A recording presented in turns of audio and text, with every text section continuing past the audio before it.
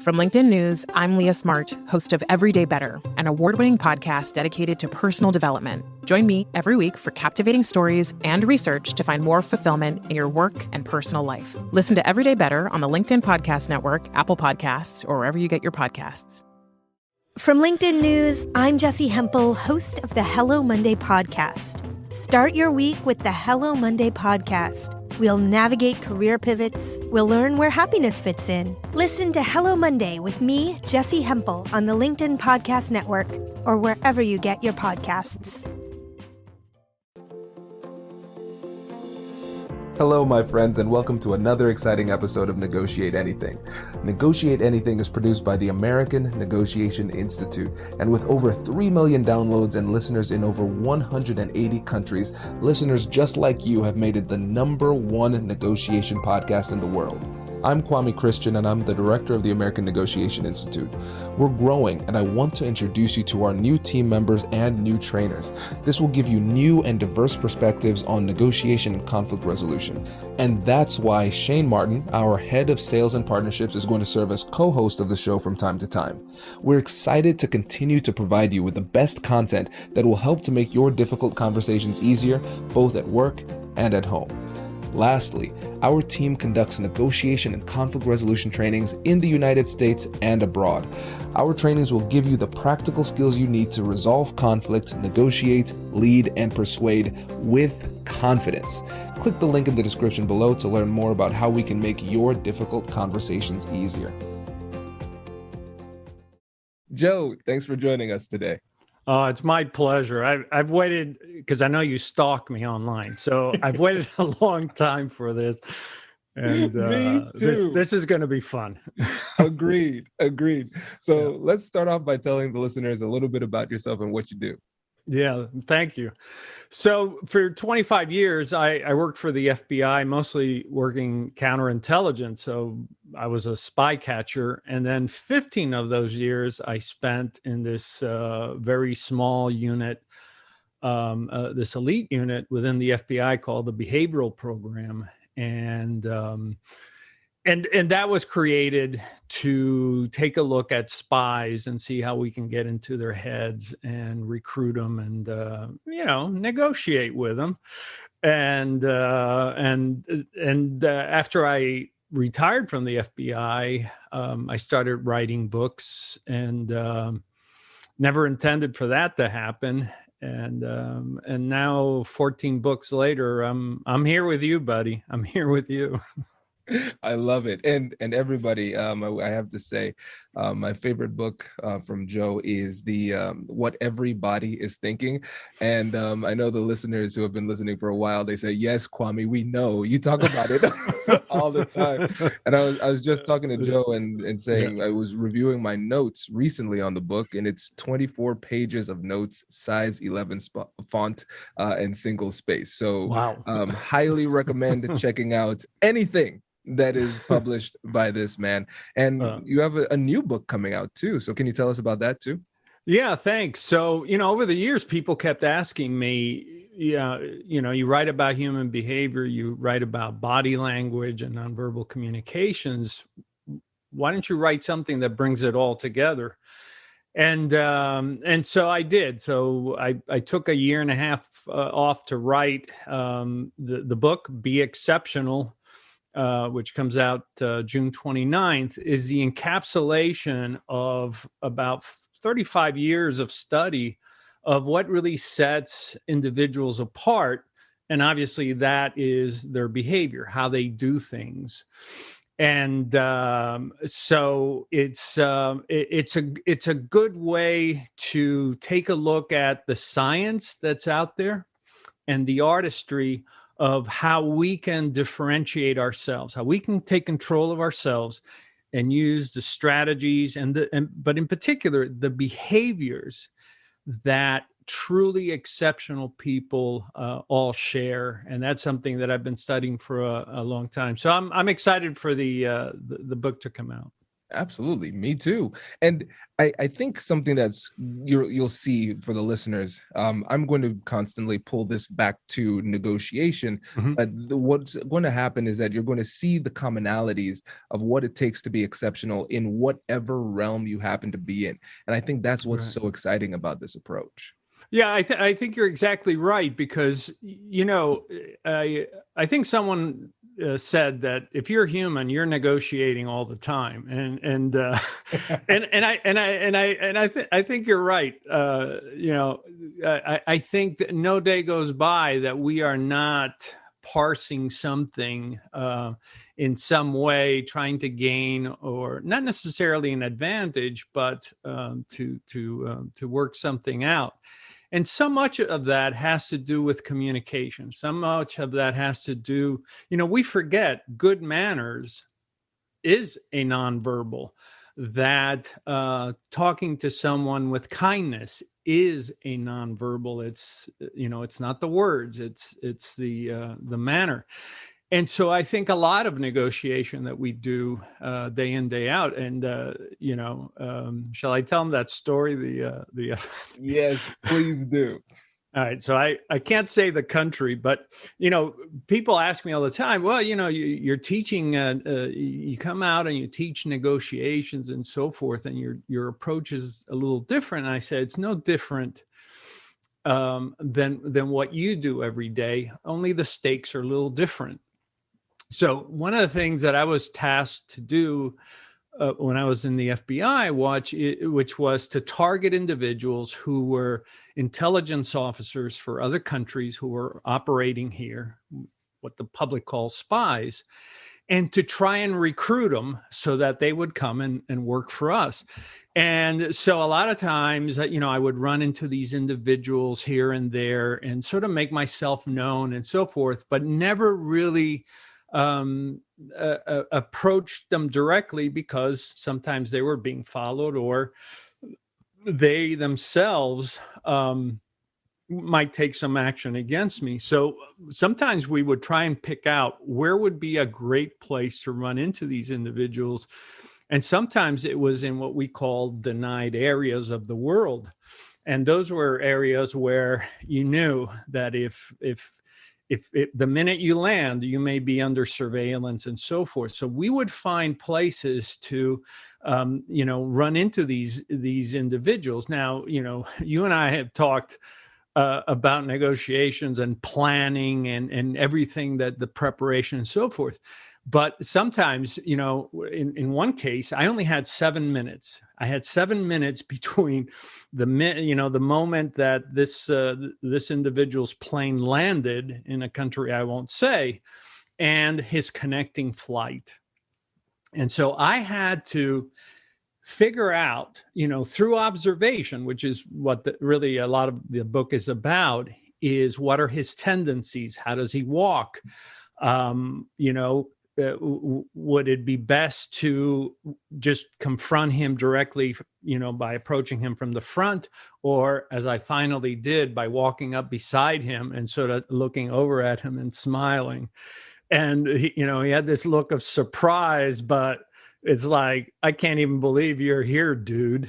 It's like, just keep walking, don't say any word. And meanwhile, I'm just walking like I'm another passenger, and therein begins the negotiations. It was one of these things where I didn't have to say who I was. He knew at that moment, finally, who I was, and, convince him, negotiate that I want to meet with you if you will but tell me,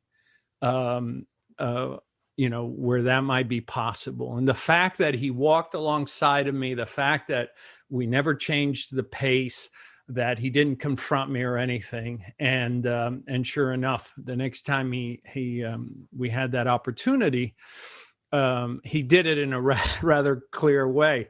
He knew I was nearby, and rather than take the gum that he was chewing and throwing it in the garbage can, he took the gum and he wrapped it around a piece of paper and he laid it on the edge of the garbage bin, and that set the the meeting for the eventual cooperation with me.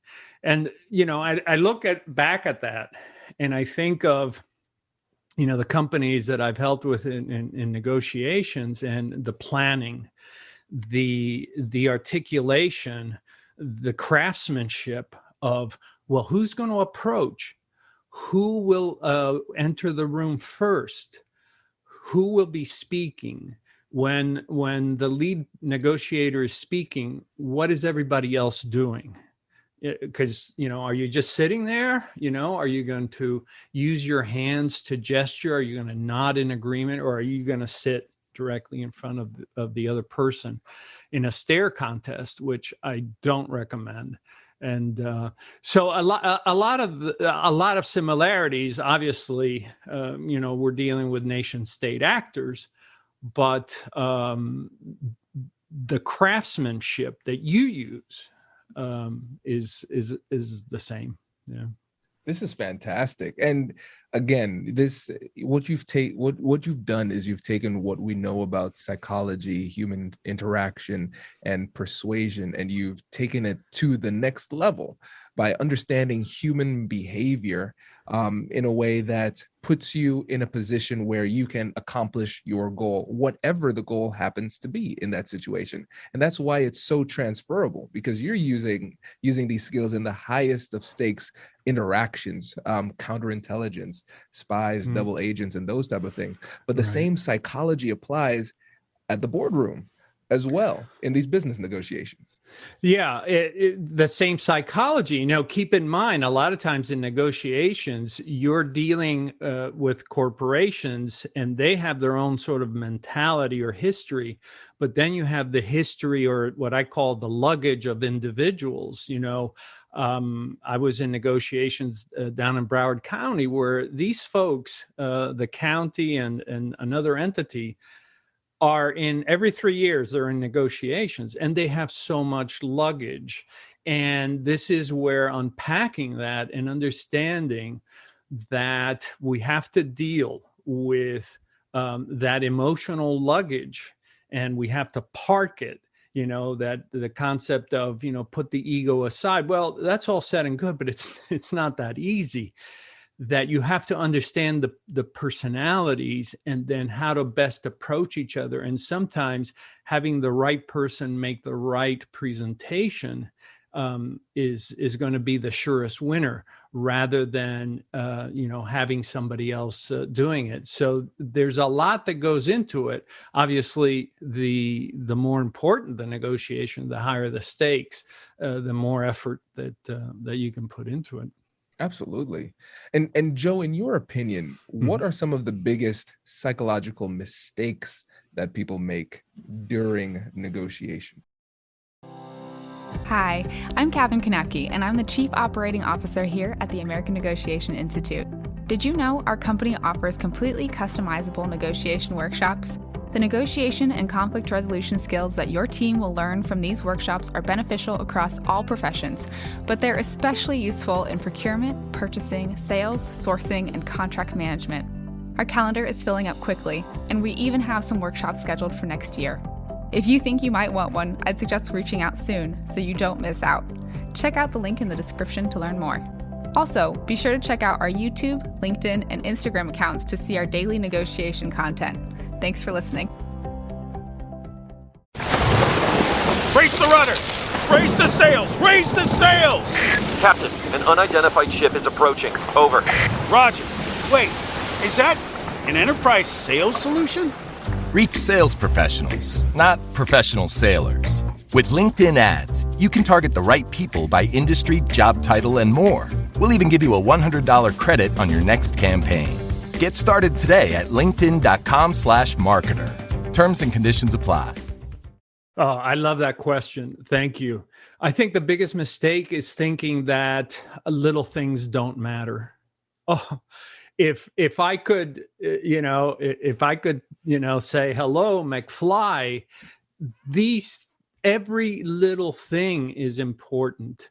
From the moment you walk in, how you set up the meeting, how you greet the staff, saying hello to the security guards, the receptionists, everything else, being attentive to others in the smallest of ways, being polite, shaking hands, being mindful not to elevate emotions. Something so simple, you and I were talking recently about that we can increase face time with each other if we would just angle each other a little bit, because to look at each other straight on is in effect very antagonizing. And the minute that we can just sort of, even if it's just rotating a little in the chair, we can just soften the mood. Turn yielding, making it an art form that, I'm going to let you speak, and I'm going to let you speak fully and completely. And then hopefully you will yield, and then it'll be my turn. And these little things that, I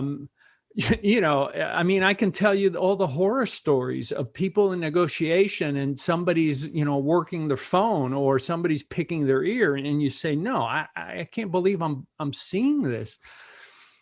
And that's because nobody has told them that everything in the theater of negotiations matters. Everything.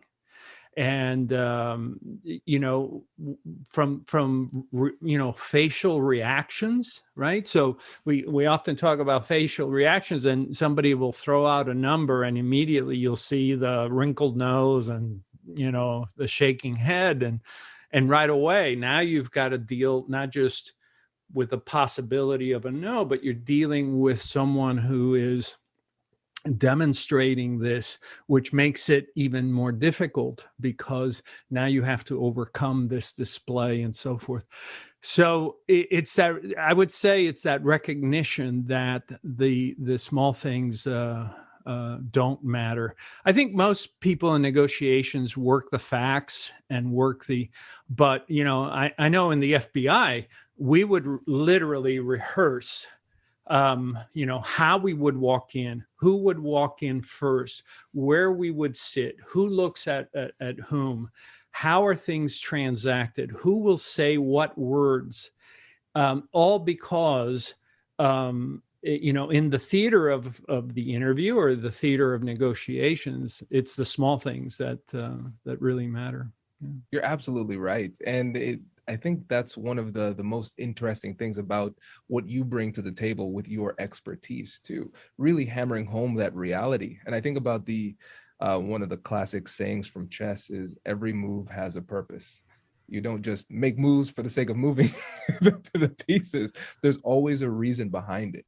Absolutely. For instance, when do we call recess? When do we ask for a break?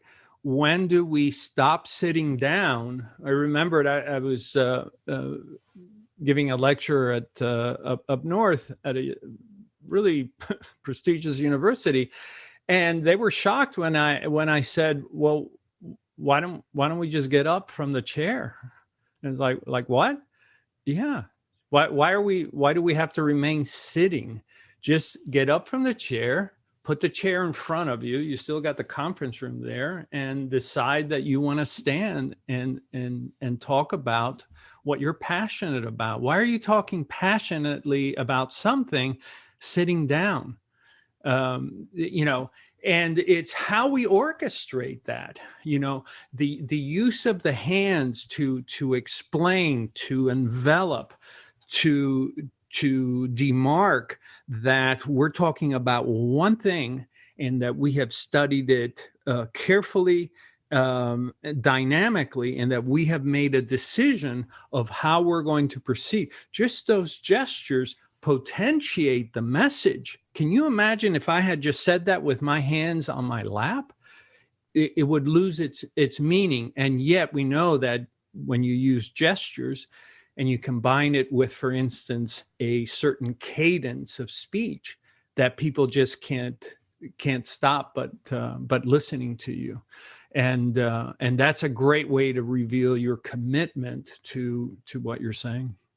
So everybody, now you have a reason to follow our YouTube page so you can see Joe explaining with these gestures, because this is going to, maybe it doesn't sound silly, maybe this is the point, but it was almost hypnotic, right? I was so almost invested in what it is that you were saying. It certainly did have a much greater impact when you started to focus on the way that you were gesticulating. Yeah, exactly. And one of the things that I found with exceptional speakers was their use of their hands. I look at Colin Powell, who, is really one of the great speakers out there. He's a great thinker, a thought leader, and obviously a great general and secretary of state. And you look at how he used gestures to really powerfully message. And, throughout history, we have seen great examples of that. And I find too many executives know the numbers, but don't know how to communicate that information powerfully. The fact that I can tell you that, look, this is our best offer, right? So now you're up against a wall, and my thumbs are in a gravity-defying position. This is it. There's no more movement here. I am not vacillating. I'm not in any way going to change my mind. That's it. That puts an end to the back and forth. You've reached that point where, say, guys, ladies and gentlemen, this is it. This is it. And that message of visual as well as vocal becomes much more powerful, and they have to react to it. And it makes so much sense, because when you think about everything as communication, we have our voice as communication, our demeanor as communication, our tone, our intonation, our body language, what we're wearing, all of those things are communicating a message. Absolutely. The clothing that we wear, the like you said, the gestures, something so simple as, how I reach for something, right? So the person that's jittery versus the person that reaches for it smoothly. The higher we are, the more competent and confident we are in an organization, the smoother our gestures. The lower we are, the more tentative we are, the more jittery the gesture. So we would literally rehearse. All right, so now we've been at this for 2.5 hours. I'm going to reach for that glass of water, and it's going to be smooth. And I'm going to drink it. Think of how many people have been criticized because they've been seen on the media where they go to grab water and it's shaking. And, I'm not going to name names, but I mean, I've seen Silicon Valley people, I've seen, heads of state doing this, not realizing that behavior is unsettling. And as I said, in the theater of negotiation, everything matters. Everything matters.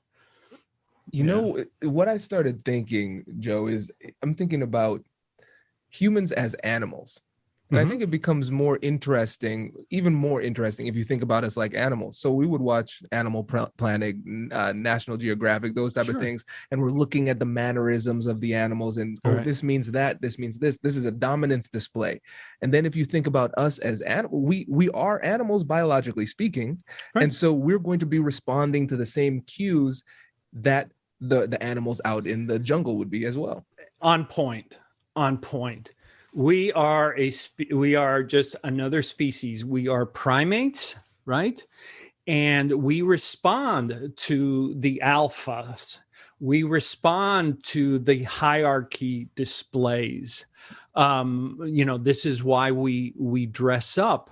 This is why instead of having a big pen in our pockets, we have the Mont Blanc or whatever, because we're sensitive to these things, but we're also sensitive to the gestures that come with higher status. So, the higher status individual can engage in more eye contact. I have seen negotiators walk into a room and they're so daunted by it all that all they do is look straight ahead and never looking around, not realizing that they're limiting their ability to project confidence because they don't take the moment to look around and look at everybody present. And in essence, as we learned in law enforcement, I'm not scared of this room. I am confident in myself. And so just eye gaze behavior, the turn yielding that I spoke of, even for instance, instead of saying, no, Kwame, go ahead, saying, Kwame, go ahead. Let's hear what you have to say. Whoa, I am now taking charge without you knowing that I'm taking charge by doing these gestures that are consistent with turn yielding. And yet all of a sudden I'm the invited guest. And now I am, capitalizing on those powerful behaviors. We are, as you said, we are just another species, and we are sensitive to the smallest of things. Yeah. This is brilliant. And so one of the questions that I've gotten before when I was doing trainings, a young woman said, well, I'm a lawyer, and I'm in these difficult conversations, these negotiations all the time. Right. Yeah. And I'm usually the youngest in the room, one of the few women in the room, and I am 5 feet tall. And so I'm significantly smaller, physically smaller than the other people in the room. And like you said, Joe, everything has an impact. And so people are going to perceive that size difference. So what can somebody who is smaller do to make it so that the discrepancy in size doesn't create some kind of power dynamic that doesn't work for them? Yeah, I'm glad you asked that question. This is one that I'm often asked, and one of the greatest example that I have is Mary Erdos, who is with J.P. Morgan. When you listen to Mary Erdos, you think she's 6'5". Well, she's probably only about 5'3", 5'4". But it's how she carries herself. And so what I tell people is, yes, there is a height dividend, just as there's a beauty dividend, but we can compensate. And the first thing we can do is compensate by walking in with that presence where nothing and no one is off limits for you to look at, that you talk with confidence, but with a lowered voice. Right. So this is, in the military, I know the Marines do this. They send you out into the field and they say, find your Marine voice and your that gravelly sort of voice. And we had, and in law enforcement, I had to learn that lower voice, because when we're nervous, I don't want people to hear me say, stop, you're under arrest, right? That's not going to turn out well for anybody. But you learn to, when you are under stress, that you're going to lower the voice and you say, stop right there. Do not move. And this is one of the things that I coach often, is working on that voice that, obviously you're not going to, sound, as deep as maybe a man's, but lowering the voice, people will listen. Speaking, especially for women, speaking in cadence. In other words, saying, I have a proposal. And that proposal is that we take into account everything that we've talked about thus far today, but also take into account everything from yesterday. The fact that you can talk in cadence means you're owning it. This is temporal. This is temporal dominance. It's like, I'm not going to hurry for you. I'm not going to go blah, blah, blah, blah, blah, blah, just for you. There's going to be temporal dominance, and I'm going to own this minute. How you sit, a lot of women tend to steeple and do hand gestures very low, elevating those. And then making sure that nothing is said without there being some gestures. And what will happen is you will be perceived. If we then, and we've done this, if we then went throughout the room and said, how tall do you think she is? They're going to put 5 inches on you, because it's a matter of perceptions. It's a matter of how you are perceived. And one last thing, and that is increase the vocabulary. Make sure that you have a more not a dominant vocabulary, but a more robust vocabulary.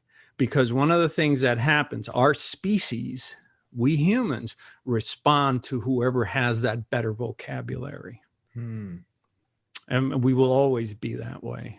And whether we're listening to a beautiful poet, whether we're listening to Churchill, the eloquence, the sheer beauty of Martin Luther King, it's that command of words immediately elevates you. And as Wittgenstein said, the limits of my language are the limits of my world. And so you are self-limiting if you have a limited vocabulary. So increasing the vocabulary so that you project that. That's pretty much what I teach.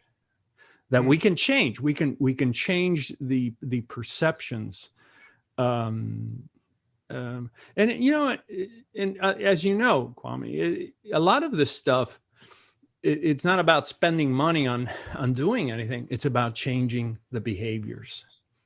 It's about changing what we do in that theater of the interview. You're up against somebody that's just being hard-headed and so forth. Why are we still sitting here if this ball is not moving in any direction? Stand up, move around the room, change the dynamic to see if that helps to move the ball along. I love this. And Joe, I have to let you know, you are the first person to quote Ludwig Wittgenstein yeah. on the podcast. So I appreciate that. One of my favorite quote from Wittgenstein is, if a lion could speak, you couldn't understand him. And it makes me think about some of the cultural differences that people can have in these difficult conversations, and then what we could possibly do to overcome that and create connection in spite of those differences. Very different when it comes to culture. And in America, we have cultures within cultures within cultures. You can go from Manhattan to Brooklyn and have, they're using different words, different concepts. You go to the Midwest and the West and so forth.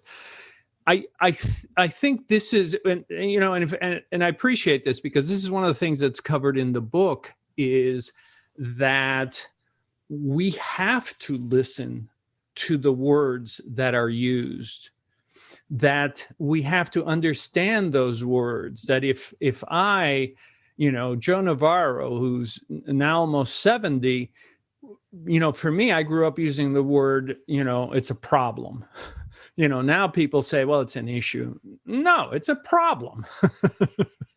And the fact that you are not receptive to my concept of this we have to take each other into account and say, where's this, I mean, I have negotiated with people in France, in Romania, in the Middle East, in Latin America, and so forth. And we have to have that understanding. And the best thing I have found is, can you explain to me what you mean by this? Because I really want to understand where you're coming from. And I love to front my ignorance.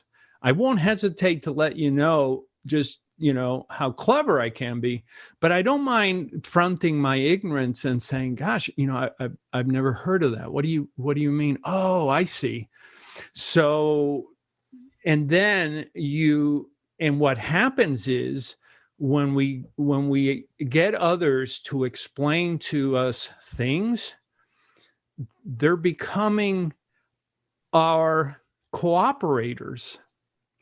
You're in essence getting them to cooperate with you. It's kind of like, as like Benjamin Franklin asking his enemies to do him a favor. Yes. And then they became best friends. And there's something about the psychology of it where I don't mind saying, when you talk about equities, what do you mean? What do you mean by equities? Is it just what you own, or the get them to explain things? And I think, yeah, we do. Well, I think we have two responsibilities. One is to really understand what the other person is saying. When they say, I hate this, let's unpack that. And the second one is that we have to come across at times as very neutral so that we are perceived as someone who is at least reasonable and not obdurate and not contentious. So that's one of our responsibilities also.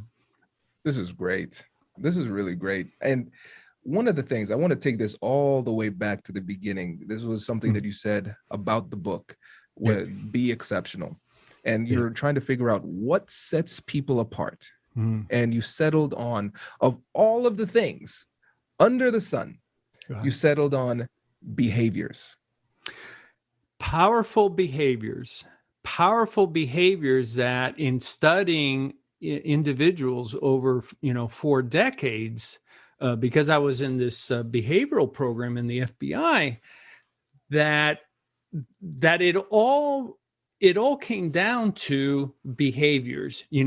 These individuals had mastery over their own behaviors. They weren't allowing things to get to them. They weren't blowing up and throwing a fit and so forth. Their behaviors were within that realm that others could respect. That doesn't mean they don't have a bad day, but that means that overwhelmingly they had mastery over themselves, that they were able to create an apprenticeship program. No matter how much adversity they faced, they created their own apprenticeship program, whether it was going to the library and reading books or calling people up and talking to them. But they created, people talk about, find your bliss. Well, when Joseph Campbell, the great mythologist, talked about in The Power of Myth, when he talked about finding your bliss, he wasn't saying like sit in a chair and it's going to come to you. He was talking about creating an apprenticeship where you could achieve that. And that takes all the behaviors, focus, dedication, the will and so forth. And then the other behaviors had to do with this other area, which is, in negotiations, you're doing this the whole time, which is observing what are the needs, wants, and desires, but also what are their preferences? Right? You have a negotiations and, all of a sudden you show up, with donuts and coffee and they only drink diet foods and tea. I've seen people just roll their eyes like, I'm on a diet, buddy. I don't want to eat this. I mean, they literally look at you like, is this it? So, and can we observe concerns and fears? I was just interviewed yesterday for a magazine article, and they said, now that we're coming back to a lot of us are coming back to work. I said, watch out. This concept of being able to perceive our preferences, you're going to have people that are going to be uncomfortable standing too close. You're going to have people that are going to be uncomfortable shaking hands too soon. You're going to have people uncomfortable because, somebody's wearing a mask and somebody isn't. And we have to take responsibility for that and say, look, if success is measured by our ability to communicate with each other, we've got to create an environment where we have an appreciation for preferences. Because frankly, I don't want somebody standing too close to me. Not right now. And we have to be able to perceive that. And that requires observations. And then the one thing that no negotiator will tell you is what they fear. And yet that's in counterintelligence, that's always what we were looking for. What does this person fear? And when you can identify what that fear is, then you can appreciate somebody's final price point. You can appreciate somebody's decision schema and so forth. And, the other part of what exceptional people had was this ability to communicate. And they didn't have to be Churchill and they didn't have to be Lincoln. It was just, do they have the ability to comfort and put an arm around you and show you love? There's a crossing guard not 3 blocks from here. And every day those kids go by and give this lady a hug. You're telling me that isn't more powerful than words? Those kids live for that. And so we have to realize that words can only do so much, that we as a species for at least 300 or 400,000 years, communicated non-verbally. We had to communicate silently because we were surrounded by predators. And so we had to move through the savannas, through the jungles quietly, but we had to do it effectively. And that's why nonverbals still dominate. That's why they are so important even in this day and age. And then, of course, exceptional people, they act immediately, but also pro-socially. And you don't realize the effect of that is. But imagine you go to a business and you got to go through security. Then you got to go through receptionist. Then you go through the personal assistant. And finally, you get into the individual's office you want to see. You want to change things around? Meet the person that's important to you at the curbside. If you're a negotiator and you're waiting for them to arrive, right? What message are you setting? I meet them at the curbside, and now we're putting coins in that bank that says, you know what? We have an opposite take. We have we have responsibilities that may not come together, but I value you. And that's why I'm waiting out here, waiting for you. And that changes the negotiations. What are they going to talk about the break? God, that Joe Navarro, he was waiting for us down here. That's really nice. Nobody else does that. These small things, believe me, in counterintelligence, we use these techniques all the time because you've got no other leverage than to use these little powerful things that your grandmother or maybe a grandfather, threw a ball at you or gave you a piece of candy. And that created this next area, which is the final area of the book, which is the power of creating psychological comfort.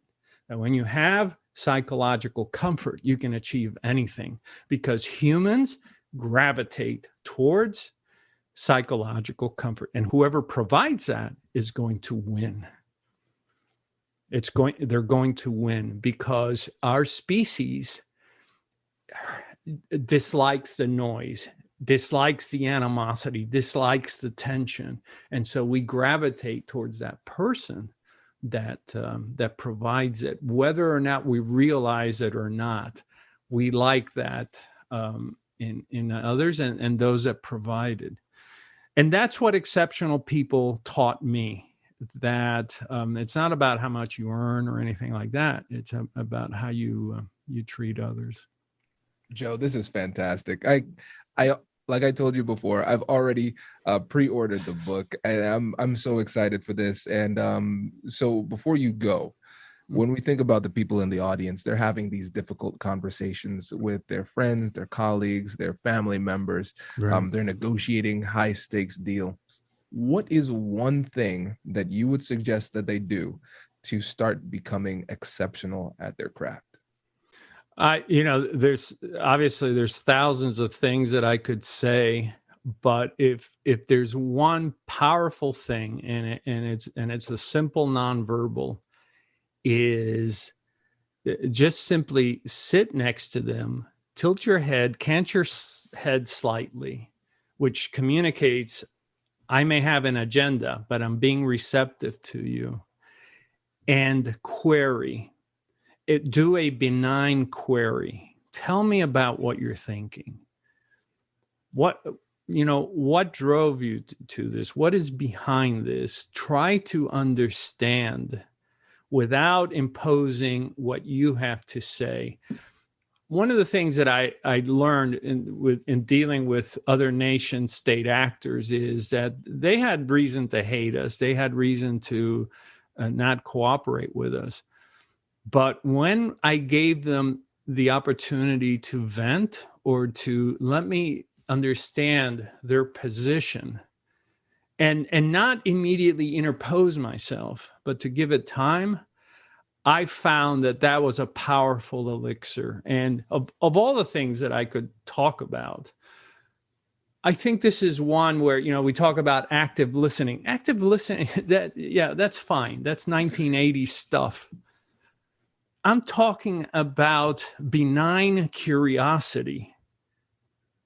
That benign curiosity is infinitely more powerful, and its effects are so dramatically more demonstrable, because benign curiosity is something that we rarely get, and we treasure that. Wow. I've never heard it described as benign curiosity. I think it's brilliant in its simplicity. And for you, when you think about the term benign curiosity, how are you conceptualizing that? Well, something so simple as I get into a foreign city, and I get in a cab or whatever, and I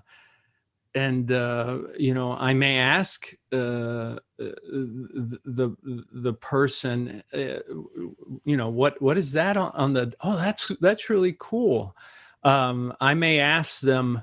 I was born overseas, so to me, nobody in Florida was born. It comes from Florida. Everybody in Florida is from somewhere else.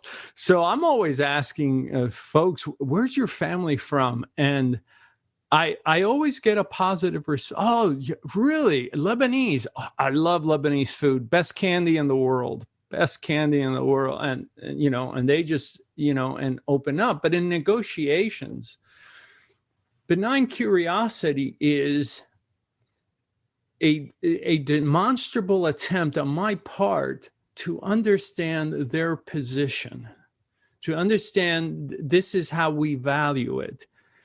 Where most people make the mistake is they immediately begin to challenge. No, I don't want to challenge. That will come. I want them to voice how they got to this place. And in doing so, they may also reveal the weaknesses in their argument. Well, we consulted experts and we think that this is where it's the value point, where there's a lot to unpack there. It's like, well, I mean, that's fantastic. So you've been looking at this for years, right? And you've been doing, and the more interested you are in their process, what you're building. In psychology, we call this transference and countertransference. We're at a deeper level. We're establishing a connection because I'm not challenging anything they say. I just want to understand as best I can where they're coming from. Now, obviously, some people are going to be stoic and they're not going to reveal very much. And sometimes, some negotiations, they're transactional, and it's like, okay, the car dealer, he's going to hit me up for $1,200 because that's what this model car, on average, they're going to hit you up for. And that doesn't mean I'm not going to try and negotiate. But I want to try to explore as much as I can about them. I want to explore the words that they use. You said that you were troubled by this. What did you mean by troubled by it? Is it like an external? Is it internal? Is it something else? So I use that information to dig deeper, and the more they talk, the greater the connection that there is, as long as, and this is critical, you remain neutral in its benign curiosity. And that's different than active listening. Benign curiosity is taxing. I had you'll appreciate this because I know you read a lot of my stuff. I had a spy case one time where I had been interviewing this guy for hours. And when we got up at the break, my partner looks at my back and she says, "Did you spill a drink?"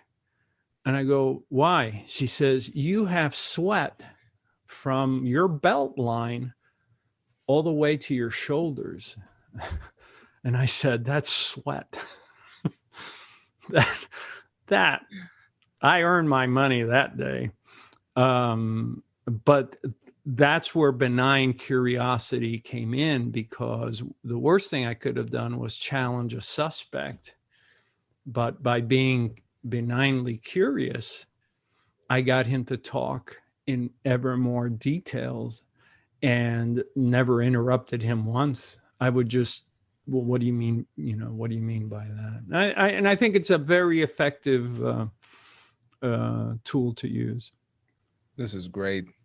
Joe, I love this. I appreciate this. And thank you for the contributions that you've made to the field over the years. And I am excited to promote this book, and hopefully we can chat again soon in the future.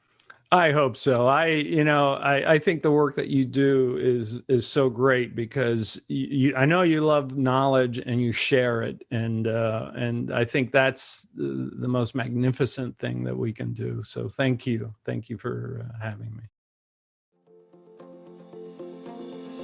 Congratulations! You've just joined an elite club. By listening to a full episode, you're now officially on the Negotiate Anything team. So welcome aboard. What most team members do is they subscribe to the podcast because that allows them to automatically get the latest episodes of the show. The best things in life lie on the other side of difficult conversations. Keep learning, keep practicing, and keep getting better.